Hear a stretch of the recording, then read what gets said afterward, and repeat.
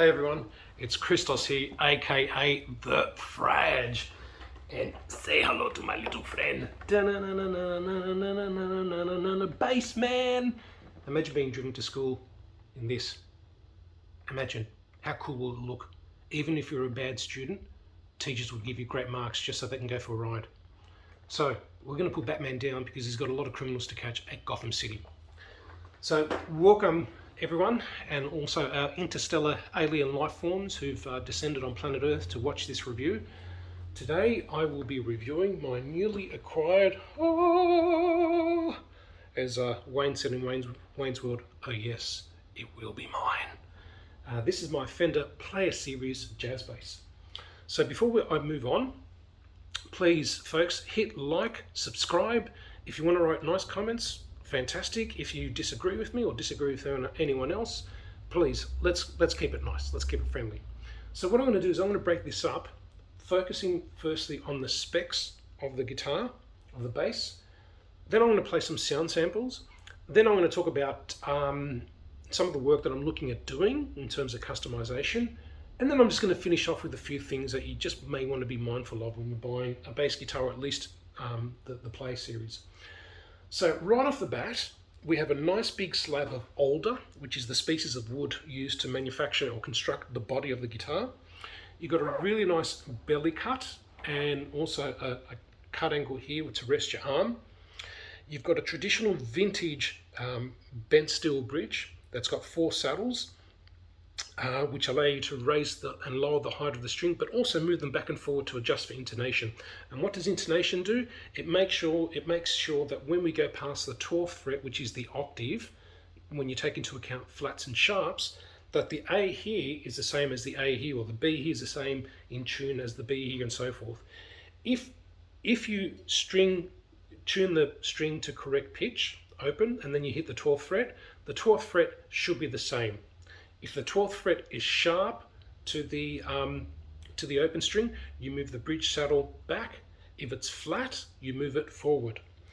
Also, when you do string your guitar, there's this little scientific thing called a witness point. And basically what that means is if this is the bridge saddle that you see here, where the string comes over, sometimes the string doesn't rest perfectly straight on the bridge saddle. By pressing down, what it does, it allows the string to rest much more evenly and firmly across the bridge saddle. And you can do the same thing also at the nut as well. So look it up, witness point. It's really, really interesting, very scientific. So we've got the bent steel bridge saddles. We've got 2 single coil pickups with Alnico magnets. And Alnico stands for aluminium, nickel and cobalt. And as I said, they're the magnets that are used to manufacture these pickups. You've got a triple ply pickguard, which is white, black, white. You've got your controls here. You've got the nice steel plate, and underneath you've got all your potentiometers and so forth.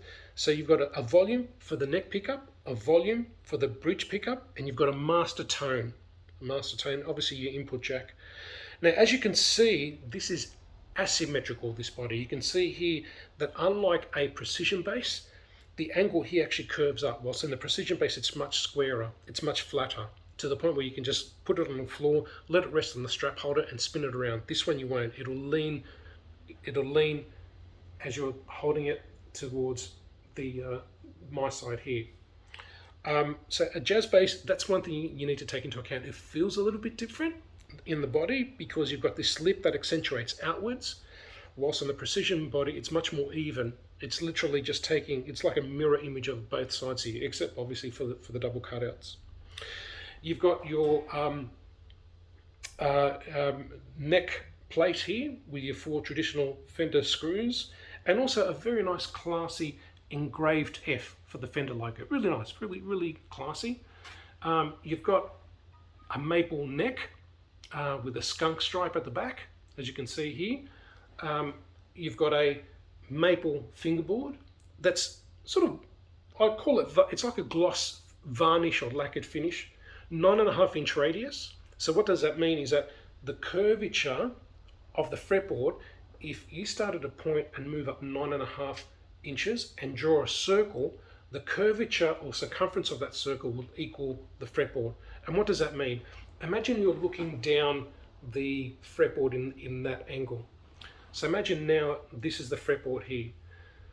The smaller the radius, so if you say 7¼ like a lot of the vintage necks, you're only going up a lesser distance and you're drawing a circle. So that means the curvature is actually much more pronounced. So what that means is that, imagine that's the curvature of the fretboard. Again, looking at it from that angle, if you're bending strings, the curvature of the fretboard can actually get in the way of the string and sometimes drown it out. Whilst when you look at higher radius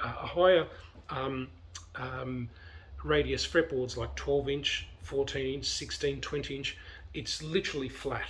So it allows the string that's sitting just above the fretboard to be bent astronomically high across the fretboard without being choked out because of the curvature of the fretboard getting in the way.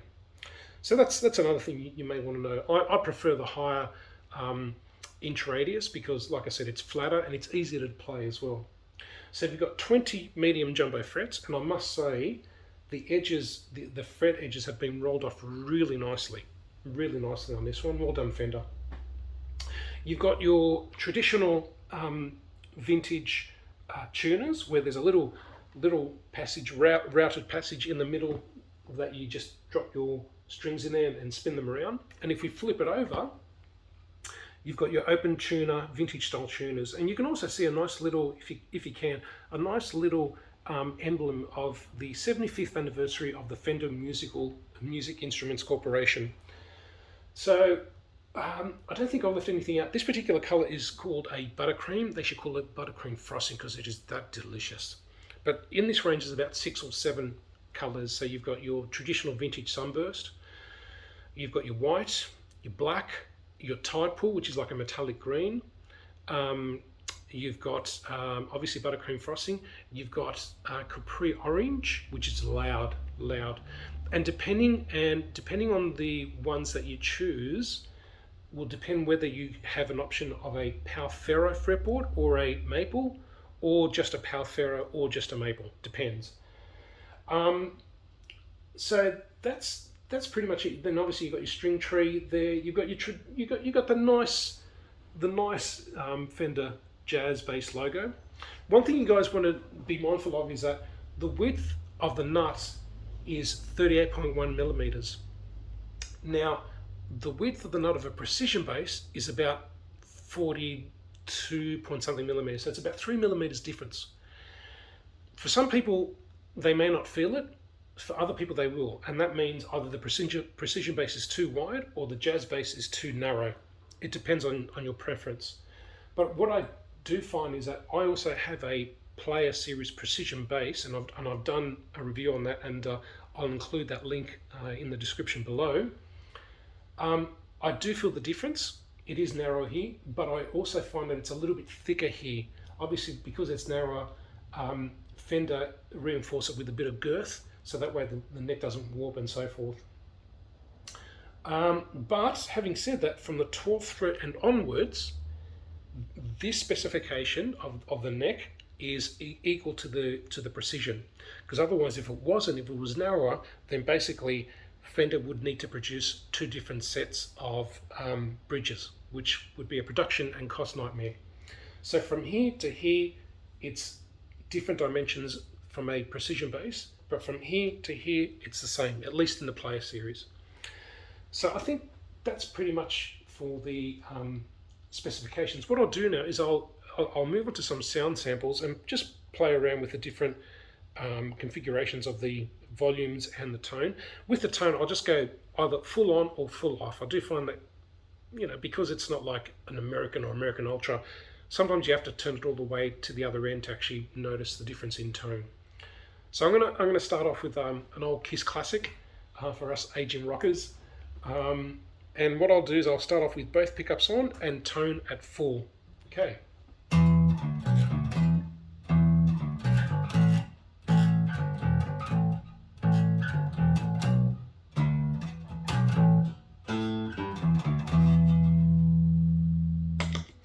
So that was with both pickups. What I'll do now is I'll roll back the volume on the neck pickup. So I'm just using the bridge and at full tone.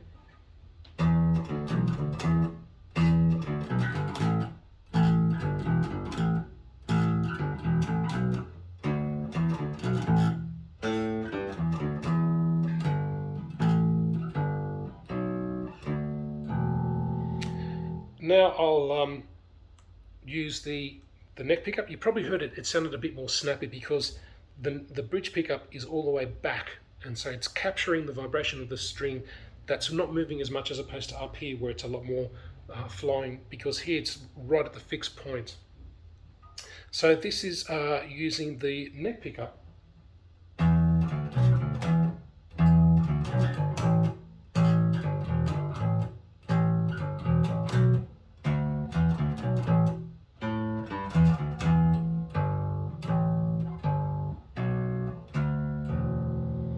So what I'll do now, I actually like that. I think this is probably the best place you want to have a pickup on a bass, is right in the middle, because you're capturing the full vibrational frequency and swing of the string. So what I'll do is I've got both pickups on with the tone turned all the way down.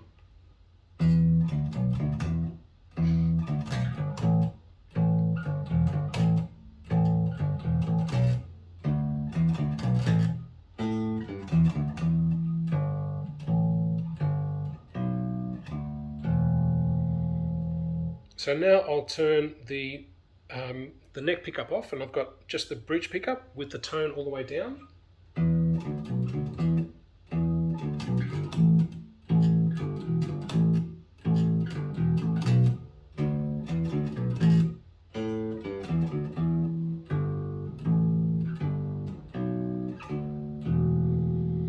And now what I'll do is I'll turn the neck pickup back on, and I'll turn the bridge pickup all the way down.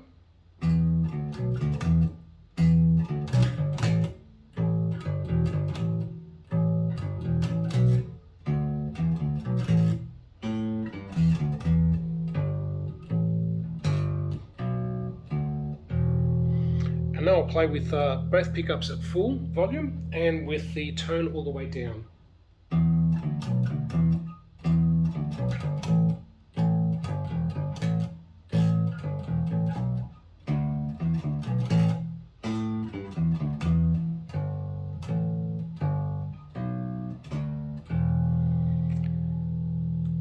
So hopefully that gives you folks at least some sonic flavour of the bass. I was running it through my Fender Rumble 25 with the dials pretty much set at 12 o'clock. The bass I had a little bit more. One thing I will say, these are the standard strings, so everything that you see here is stock and standard. So they're 45, 65, 85, 105 gauge, and these are the standard Fender strings. They're okay, they're nothing special. I do find them a bit brittle and harsh. But one thing I will say, I'll get a bit scientific here. Look up the phrase witness point. Witness point. And it basically describes that where the string rests at the two different points of the guitar, especially the bridge saddle and the nut, with where it sits at the nut, sometimes there's a tendency, where it sits at the saddle, where the saddle is, sometimes the string has a tendency not to sit perfectly square and flat. So when you're putting on new strings, they say just a bit of a bounce. It doesn't have to be perfect. It doesn't have to be an aggressive bounce. It allows the string to sit a lot more flatter and a lot more smoother to the bridge saddle. And same with the nut. So that was pretty much it there. Now, in terms of my customizations, what I'm looking to do is I'm looking to change the pickups to Seymour Duncan quarter pounds, change the bridge to a hip shot kick-ass bridge, change the internals to what is known as an Obsidian Wire. Obsidian Wire is a New Zealand company, and I'll put their web address link in the description below. And what that does, it actually uses really good CTS parts, really high level componentry, and actually, in fact, I've got it right here. And what it allows you to do, it allows you to, you see this little part here, these are little spring-loaded mechanisms that open the portals that you enter the wires of the pickup, the hot and the ground wires. And whatever there's excess ground wires that don't fit here, like the body cavity or the bridge, they go into this little screw thing here. There's like a little hole, and there's a screw, and you just put the wires in there. So you've got the two volumes and the tone, and it's a New Zealand company. And the great thing about this is that you don't need to solder. It's all solderless, so that way you don't have to consume noxious fumes, and they make you feel like, hey man, it's sort of cool. But that itself, what I'll also do is I'm going to change the string tree to one that's actually got nice little cutout grooves underneath that allow the string to travel much more smoother than the standard one, which is like a flat disc here on the Fender bass. I might at some point upgrade the tuners to hip shot. The model that is a direct replacement for the Fender Player Series is the HB7, Hotel Bravo 7, but they're not cheap. They're not cheap. So I guess it comes out to the next question. Well, Christos, if you're going to do all this work, why didn't you get yourself the Player Plus series that have just come out by Fender? Good question. I like the Player Plus series. I like the fact that they've got a 12-inch radius neck, as I was mentioning about neck radii before. But with the pickups, I'm not a big fan. With the bass guitar, I'm not a big fan of I've never been much of an active pickups person. I just like the pickups as they are. Maybe I might get around to it one day, I don't know. And also the Fender High Mass Bridge,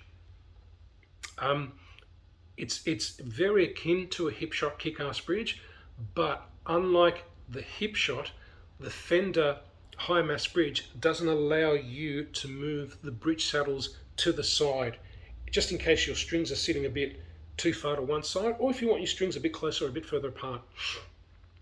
The High Mass Bridge in the Fender Player Plus only allows you to raise the strings and move the bridge saddle back and forth, whilst with the hip shot, it allows you to raise the strings up and down, lower and raise the strings, move the bridge saddle back and forth, and the bridge saddle, there's like a brass piece in there that allows you to unscrew it and move it to the side. So you've got that extra functionality. Plus, in Australia at least, a Player Plus series costs about $600 more. So I picked this up for about $950. The Player Plus series in Australia cost about $1,600, $1,600. So that is quite a hike. And they're promoting the fact that the Player Plus series has got rolled edges. Well, this one feels just the same. And I would expect the Player series to have rolled edges, to be honest with you. So now I'll move on to things you may want to be mindful of when you're buying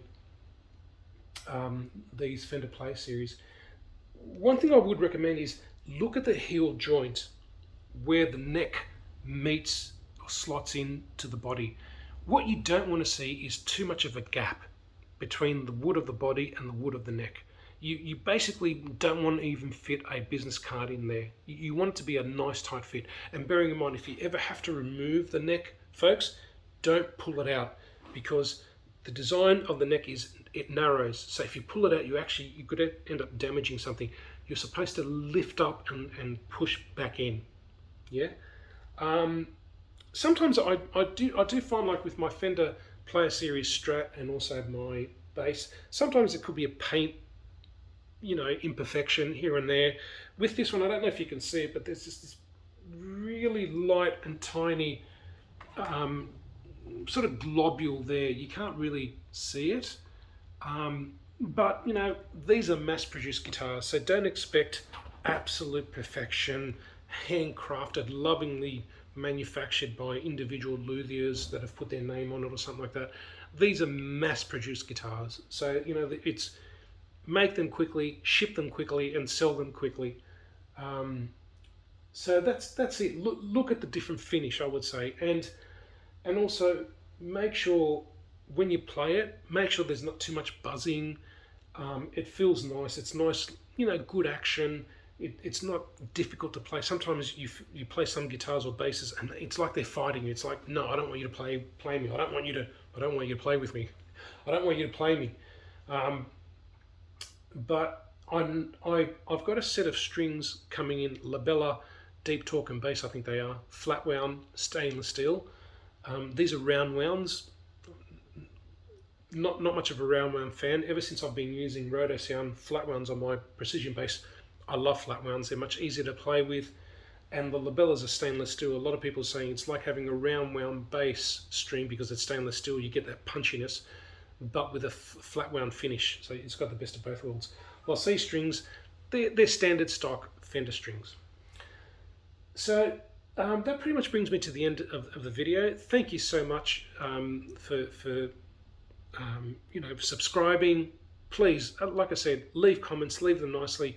And give me your feedback. Share with me your experiences, your stories about your Player Series bass or any bass that you want to talk about.